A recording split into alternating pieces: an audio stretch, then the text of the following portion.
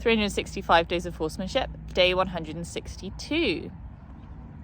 So today I came up and essentially started working on the homework from Elsa's second week of the course, which was really interesting.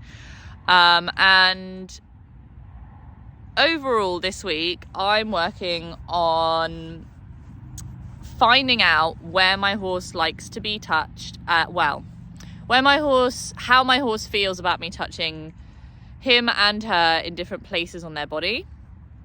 So, and that was quite interesting actually with Lawrence today. I think I'm pretty much correct in thinking there isn't anywhere that I'm not allowed to touch. Around, I think his legs are sort of like straying into, there's like a limited amount of time that I can touch them for. I was definitely interested in the fact that touching him invoked a lot more activity overall throughout the session than it has done any time I've not been playing with touch. And so that was interesting. And that actually is, when I'm looking back on it, that's quite interesting, empowering, exciting, makes me kind of want to play with that more. So yeah. So it was good. Definitely, I'm not really sure that there's anywhere that I can say that I'm confident I could create a focus change. Well, not create a focus change, confident that I can touch him or rock him into a better feeling in any place. And I definitely feel a little bit uncertain about how I get from here to there.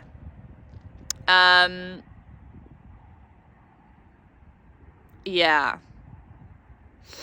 I think the relationship between like when to be passive, when to be supportive, when is it too much passive, when is it too much supportive, when am I missing things that he's saying and ending up like being just not a good partner or a good leader.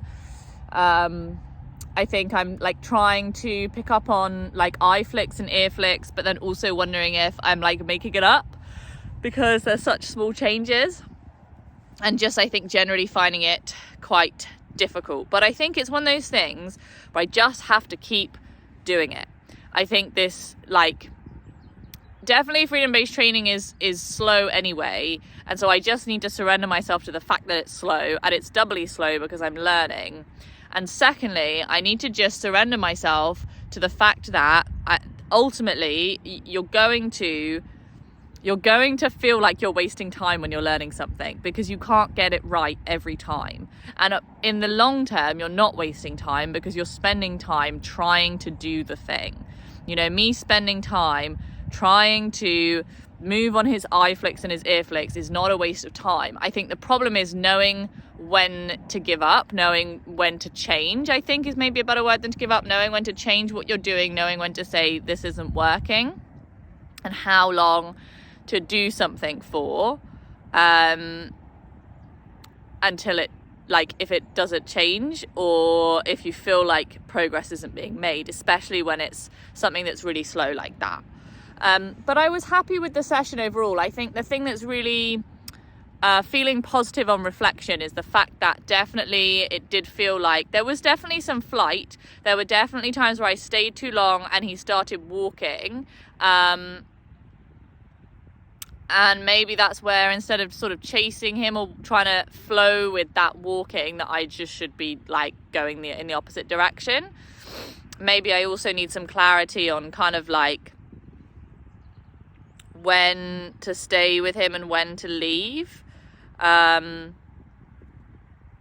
And what I'm looking for in terms of like predictable movement, because like honestly most of the time I feel like it's unpredictable. Like I am not a soothsayer, I cannot see the future. Sometimes I can predict what happens and I'm really trying to train myself to notice what happens before what happens.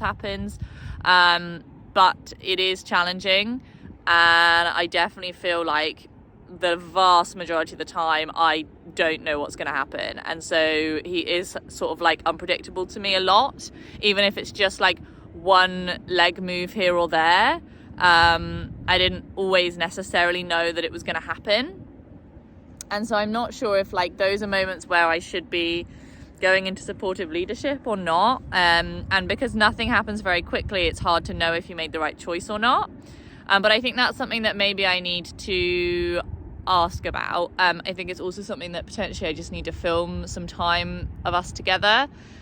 But I have my new tripod, so hopefully that can start happening this week, which would be really cool. Yeah, I also played with Mia today. Brought her up to the arena, halted her in the field, as usual. It took some time. It was okay. I don't know. I guess I just need to be consistent and it'll be fine. I sort of am still playing the same pattern that I was before, where I'm just putting that pressure on her hindquarters until she changes focus. But then if she starts to do it where she's just lifting her head and going straight back to the hay, then I'm increasing the pressure.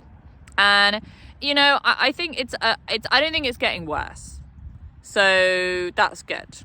I think it's like the same as it has been. And I think maybe that's just where, if it's just the same, I should just keep doing it and see if it gets better. Yeah, I brought her up. I definitely felt today like I wasn't moving enough. Like I think maybe I'm just having an impatient day. I don't know. Yeah, I just felt like we weren't moving enough. We weren't walking enough. And just wasn't really sure if that was okay or not okay. And yeah, just feeling that, I think, pressure of wanting to achieve things versus wanting to stay below concern, which is not always achievable, I don't think, if you're using tools. And maybe that's just something I need to talk to Elsa about. I don't know. It's not freedom-based training.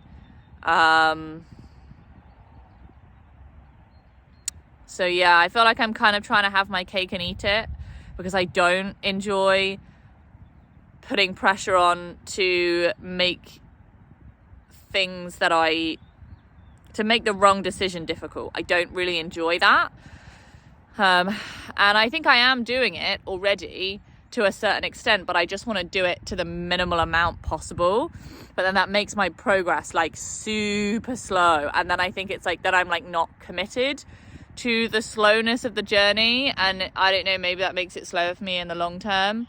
I guess it's commitment, right? And discipline and consistency. And those are definitely things that I've considered, struggled with, perhaps been low on in my life as a person generally until now. And yeah, so I don't know. I mean, it's definitely a very reflective, philosophical day. 2 good sessions though. I definitely pushed the boundaries with Mia today. And I think it went okay, but it was really interesting to see how just by putting that little bit of extra pressure on, how much colder the relationship became and how much more concern came up in her and how quickly.